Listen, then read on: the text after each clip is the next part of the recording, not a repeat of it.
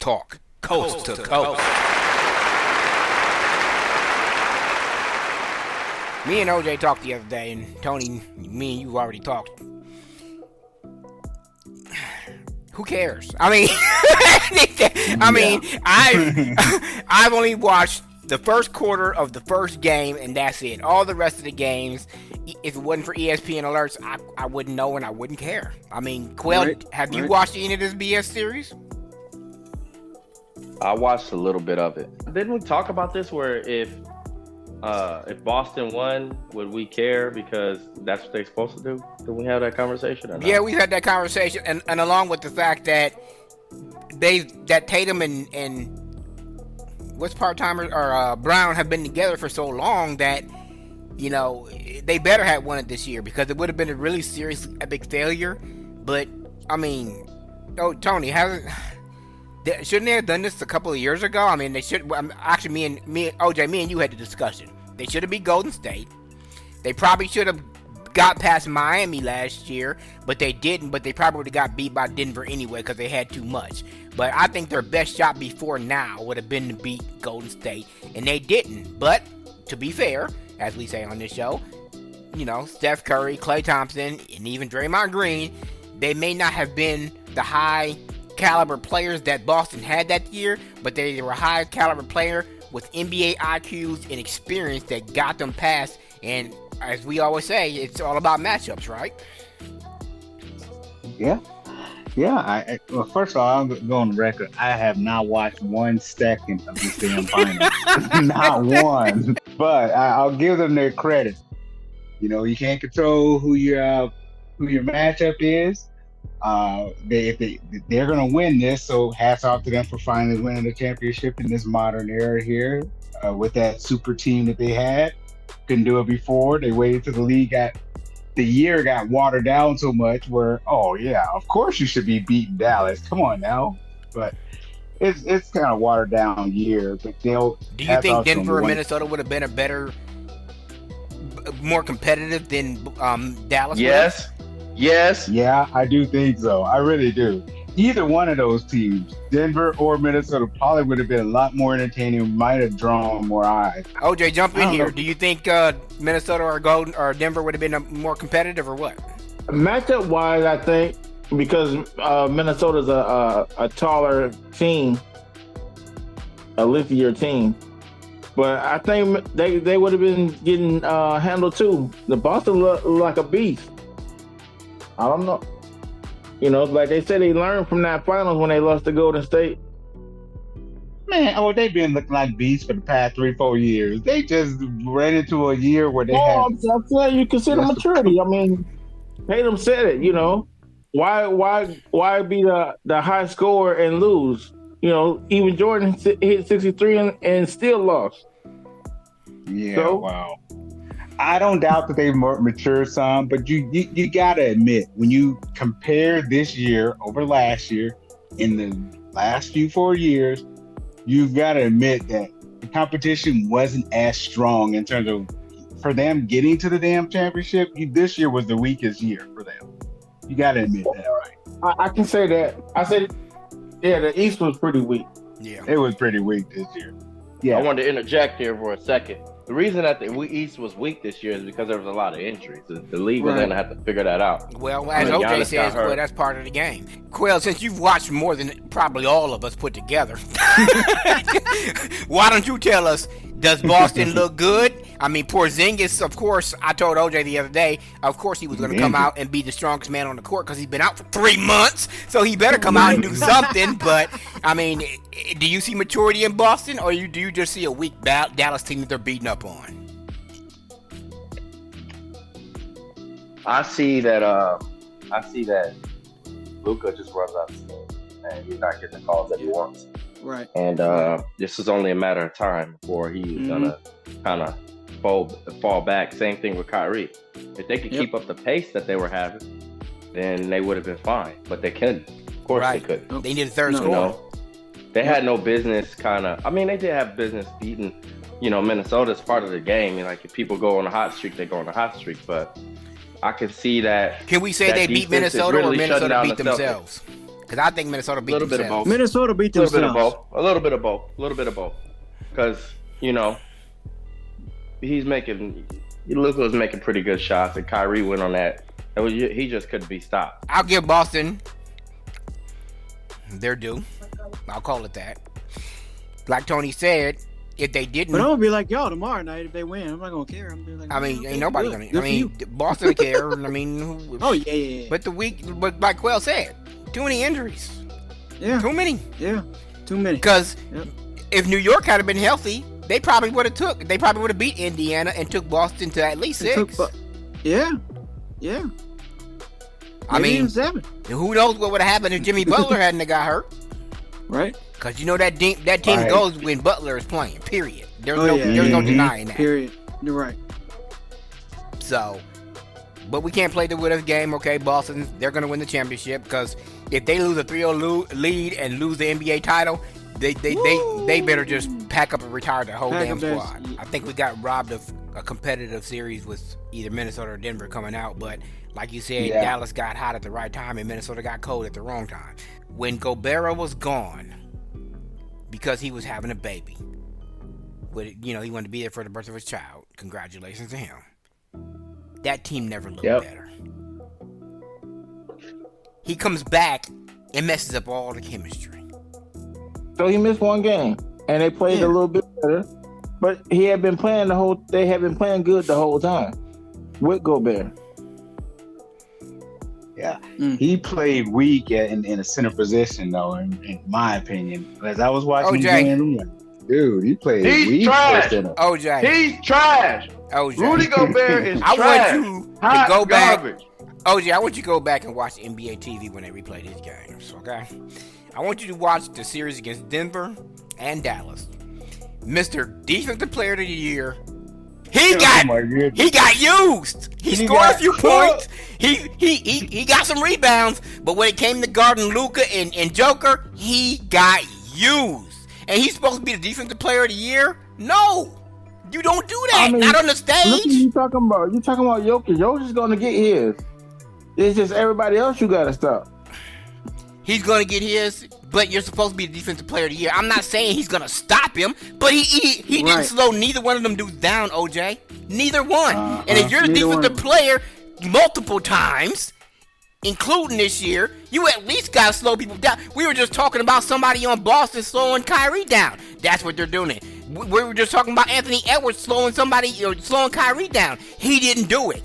Gobert didn't slow Luka or Joker down. Neither one. Because he's old.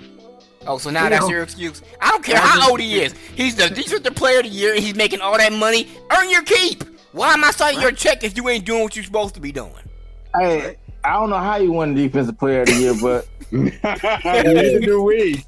The bottom line is, I just got to lower my expectation about today's game because it'll never be what it was in the 80s and the 90s. So, I thought they could come at least close and be competitive like Kobe, Jordan, Magic, Malone. The list goes on. I could name off names all night. But it's just not gonna happen. So I'm just gonna have to lower my expectations or just go back to what I was doing before and not even watching basketball, period. Well, it's not gonna be competitive because they changed the rules. You basically can walk in and carry the ball. Now, you couldn't do that back then. No, you sure couldn't. Yeah, they let them walk. I agree with the way they call fouls. You can't be tackling nobody like the Pistons and the Heat was doing in the playoffs. But the carrying and traveling rule that shouldn't have changed. You still shouldn't be able to take more than 2 steps when you're doing a layup. But whatever. Skip this basketball in NBA Finals. OJ, why the hell did Jacksonville give the quarterback down there $200 million guaranteed? You said he was on his way out the door. I don't see that now. Obviously, they drinking the same Kool-Aid Nick Wright drinking. He's the prince that is promised. That's why they pay him.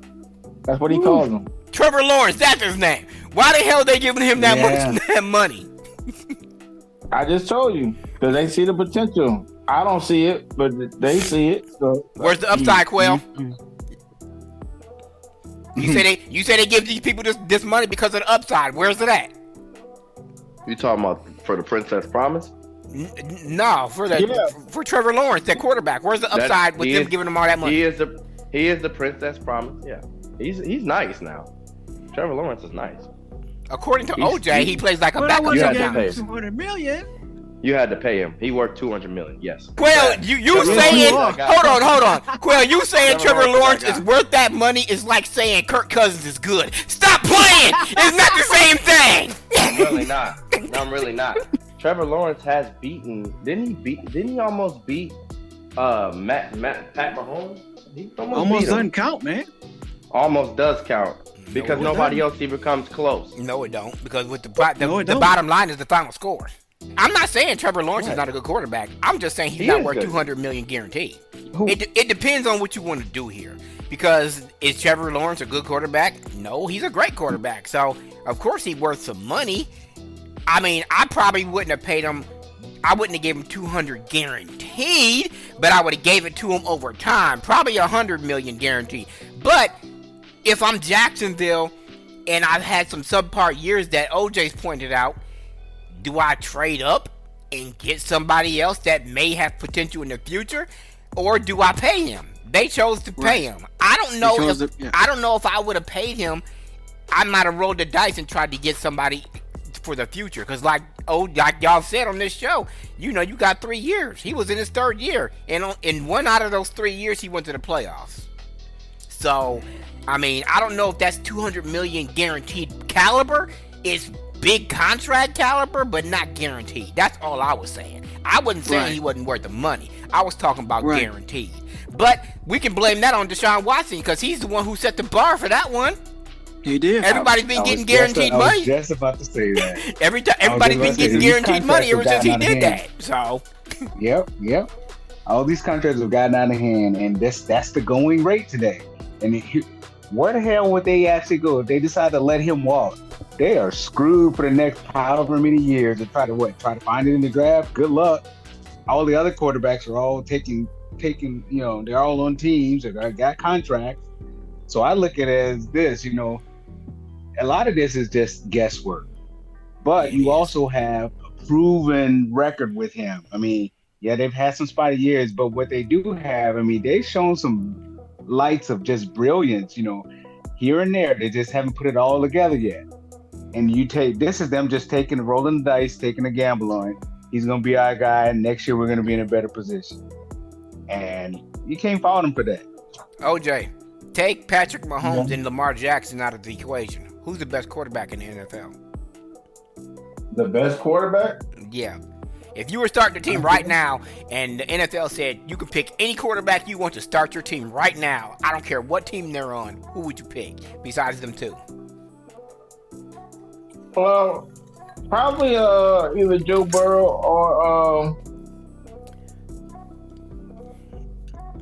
or the dude from the Chargers. Herbert, yeah. You like Herbert? Okay. I see the potential, but I just he got like empty calories that you know what I'm saying? Yeah. What about you, Quail? Who would you pick besides Mahomes and Jackson? As the best QBs? If you were starting a team right now, who would be your quarterback? CJ Stroud, baby. No. Oh yeah. Mm-hmm. No. I mean, legit. Hey, that's only 1 year. He gotta prove it. That was Right. He's gonna be that guy. He'll be all right. Yeah, he'll be all right. Yeah, yeah. I don't agree with you, but damn, what I saw in that year, woo-hoo, that boy is the future, promising. He had a good first year, but can he? Yeah, you right. Have you seen him? I don't disagree with like you. that though. All right, Eric, Who who else would you have you pick? seen like that? Patrick Mahomes, but that's another story. Like that. I mean, it's been a couple other rookies that's had a good outing. Y'all forget about Russell Wilson when he first started. Yeah. I mean, he stole a dude's job. He was supposed to have been third string and the starter. Yeah. That's true. All right, Eric, who would you pick? Are we talking about now today? Or are we talking about all? No, we're picking today, minus Jackson and Mahomes. I got you. Joe Burrow and should I say Stroud? I mean, if he, yeah, I mean, I say Stroud. So, all right, Tony, who would you pick? All right, I'm going for a veteran. And I know he went down first freaking series possession of the league, the game last year in the first game, but I picked Rodgers. The dude is cocky. He's very smart. Awareness, rocket arm like crazy. He can play the position, read defenses, and I like him. He's got way more upside than the rest of them clowns outside of the two that you named that we are off the table. I mean, not clowns. I shouldn't call them clowns. I do like a lot of them. I like Strauss and all that, but I would pick Rodgers because if it's this is my best shot to win a championship, I'm going Rodgers. And I'm going to have to agree with Tony. He's proven, he's cocky, he backs it up, and when he has the time, you ain't stopping him, period. You're not. Right. You are not stopping him. You stick him in the New York, a team that has the jet. You know that those dudes, if they actually had a functioning quarterback, they would have probably been in the playoffs. So they were only one game, was it 1 or 2 games out of the playoffs? And that was just because of the defense keeping them in the game. Without Aaron Rodgers. I'm like, man, you put Aaron Rodgers in there, healthy Aaron Rodgers, whoo. But I do have to agree with Quail and OJ, because Eric said it right. The only problem in San Diego is the coaching. And I'm not a fan of Harbaugh, but he has proven to coach some winning teams. I guess a national championship counts for something, and losing the Super Bowl twice does too. But I mean, let's see. We'll see what he can do. Because I liked him as a player. I don't like him as a coach. So we'll see what happens out there. Stroud, I mean, he basically did the Patrick Mahomes. He took his team to the AFC Championship. So I mean, in his rookie year. So, and technically that wasn't Mahomes' rookie year. He sat behind OJ's boy Alex Smith for a year, but at the same, they counted it as his rookie year because he sat and watched just like Warren Moon did, which I think some of the better quarterbacks are going to do today. But as we already know, if you pay, you play. If you're paid, you're played. Period. They don't let the money sit anymore. So, what's your take on these Bears? What are they going to do with this Caleb Williams dude? Look, I'm from Chicago. I got to root for these clowns, this team. But I don't see. The Bears just do dumb stuff, man. They get a high caliber player like Caleb Williams is supposed or projected to be, but then they don't put no pieces around him. I'm not real high on this running back. What the heck is his name? Used to play for Detroit. It's Swift. I'm not high on Swift. They barely gotten any receivers, and their defense has been suspect for the last couple of years. So what do you see them doing? The suspect team with the Bears, they're not suspect. The Bears are going to be legit, hopefully, with this QB. Yeah, they got all the weapons. They only got all the weapons that they need. So we'll see. I mean, I think that who's that coach just got in there? What, 2-3 years ago? I don't like his offensive team. So we'll see. That's because he's a defensive coach. You're talking about for Chicago, right? Yeah. He's a defensive guy. He came from the coach. Yeah, that's why, and that's probably why I don't like his offensive team. He's not very good with demanding his quarterbacks. Right now, you need a quarterback. You know, I feel like that's what Chicago needs, and I don't think he's not that guy. Obviously, he's a decent dude. I didn't know much about him, but from what I saw, he doesn't really have the knowledge in order for them to produce. I think he needs some type of offensive coordinator that's been there. The OJ, the Atlanta got to come Kirk Cousins, and they got this rookie. How much time do you think they're going to give Kirk Cousins before they throw this rookie to the Wolves? I mean, because you don't just pay him to sit for a year, and Kirk Cousins ain't the greatest example, for lack of a better term. So how much time do you think they're going to give Kirk Cousins to mess up before they decide to throw him in there? Does the season have to be a wash for that to happen? No, I think the rookie's going to sit. And Kirk Cousins basically have to play lousy for him to get on the field. I don't see Kirk Cousins doing that because he always a stats guy. OJ, is this the year that the NCAA does a realignment for the conferences or what? Yeah. You talking about the Big Ten with all the Pac-12 teams? Yeah. Yeah, this is the year. And Texas and Oklahoma go to the SEC. That's gonna be interesting. Very interesting. I'll see how that plays out. I guess we gotta come back in July and do with a little birthday show. Stirred up, be what, 6 years old then I think. It started out with just me and OJ, and then the rest of you busters came along. Yeah. There you go. I invited Tony for one show, and he's still here.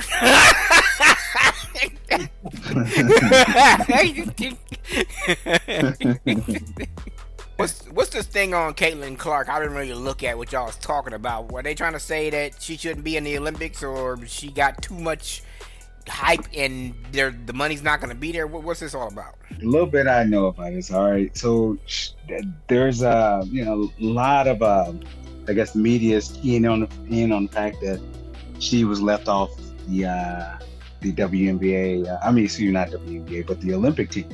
She wasn't selected.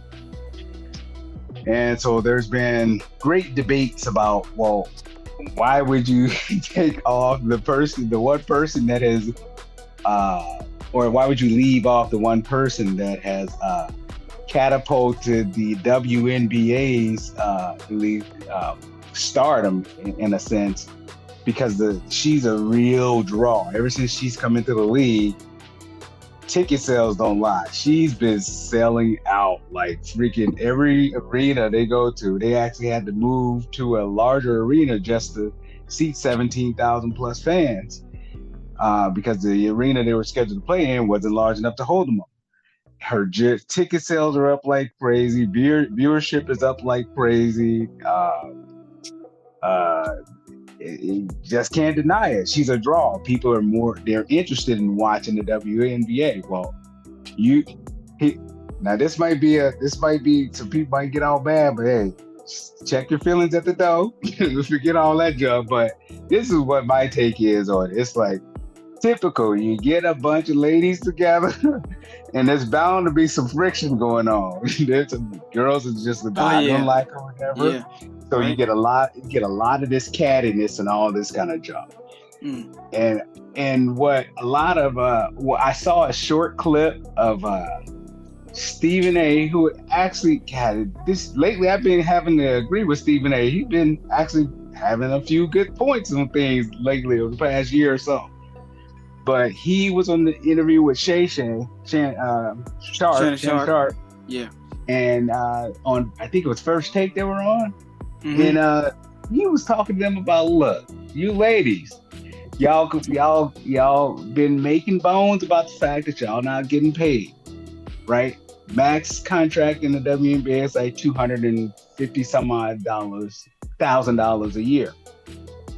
All right. But since Caitlin's come on, now y'all are getting more eyes. A rising tide lifts all boats, right? So ticket sales are going up, jersey sales are going up. They're getting way more eyes and putting butts in the seats, and that's what's going to increase the money flowing into the WNBA, which will then in turn give all the other ladies more opportunity to grab more of that money coming into the league.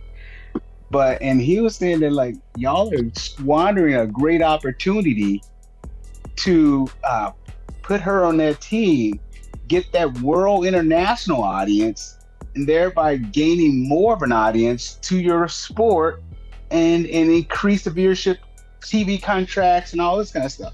But the two that were on there are talking, and I'm not disparaging them in any way, but they you can see it's the whole, well, she hasn't done this and she hasn't done that. So then Stephen A and Shannon Sharp start going down. Okay, well, all right, if you're gonna go that route, let's look at who you got on the team. And I don't know the WNBA players and all that, but there's one particular player. It's a good player, a guard. She's been out from injury the whole season long, and she made the team. And not picking on her, but there's just an example. She made the team, but she ain't been on the team because the argument is that Caitlin hasn't been playing with the other players that's been trying out for the Olympics. Well, but the one girl that you got on the team that missed pretty much the whole season be out of injury, so they're in the same spot. But the point is, she's a big draw. And what better chance to put that person out there to gain more eyes for your league, your sport, bring more money into the game, and increase the salary base of more players in the league. When you look at the 1992 Dream Team, look who was left off that team. Stephen A was like, look, Isaiah Thomas is probably one of the best premier point guards in the history of the league. One of them. He was left off that team. And we all know, he didn't go into it, we all know why that is. Because the NBA, they knew that they were going to have more eyes on them if they kept number 23 in the game. So, because you already know Jordan wasn't not going to play on the team if Isaiah was on it. He was willing to walk. And if Jordan walked, then viewership would have been down. So they made a business choice and they like, hey, we're going to keep Jordan. And so he was trying to make that parallels, like there was a business decision. He said, businesses do this all the time.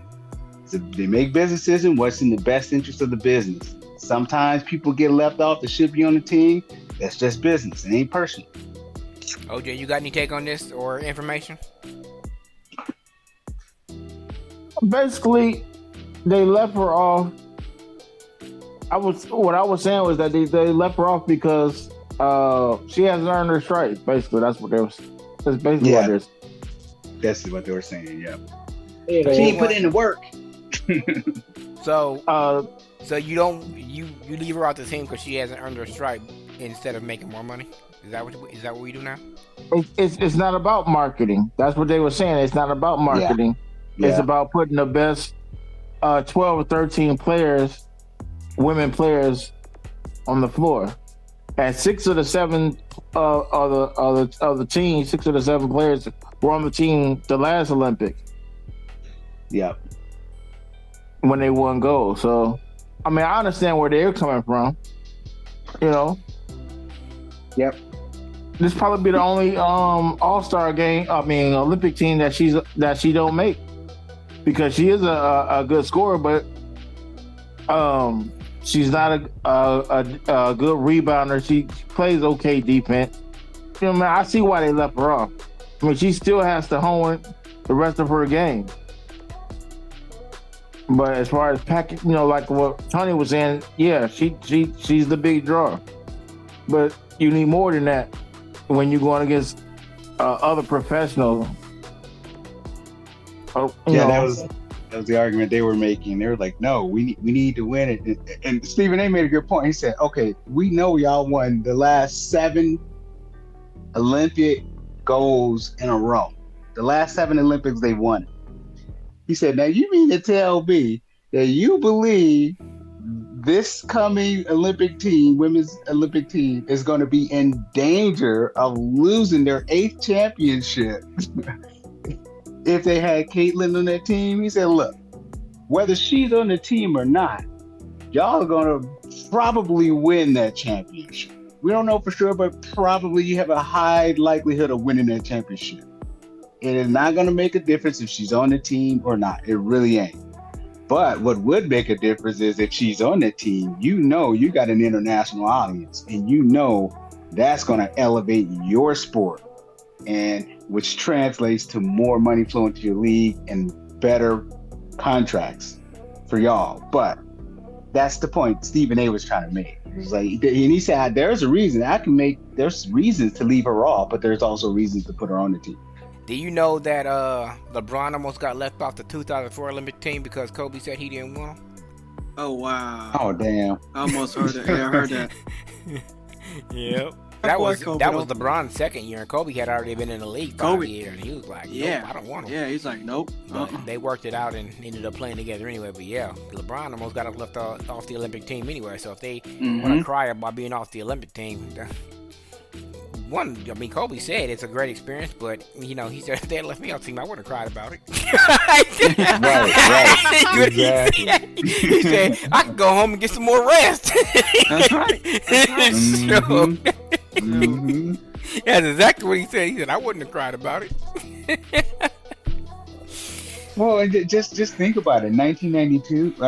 Granted, I think Shaquille O'Neal was a rookie that year, but he got left behind in the dust. Lonzo Mourning was left behind in the dust. I mean, but look who was on the team. You can't feel bad about being left off a team like that. You had Magic, you had Jordan, you had. I mean, who else is on that team? Bird, Larry too, right? Yeah, Drexler. Larry. Yeah, Larry. Yeah, I think Hakeem Olajuwon was on Larry. Yeah. Olajuwon and Patrick Ewing. But here's the thing: Christian Laettner made it over Shaquille O'Neal and Mourning, and that's the point. Just think about it. He was the one college player. Oh well, it is what it is. July, August, September need to hurry up. Okay. Yeah. See, look, I miss football so much. I might even watch a preseason game this year. So. Oh, I know, right?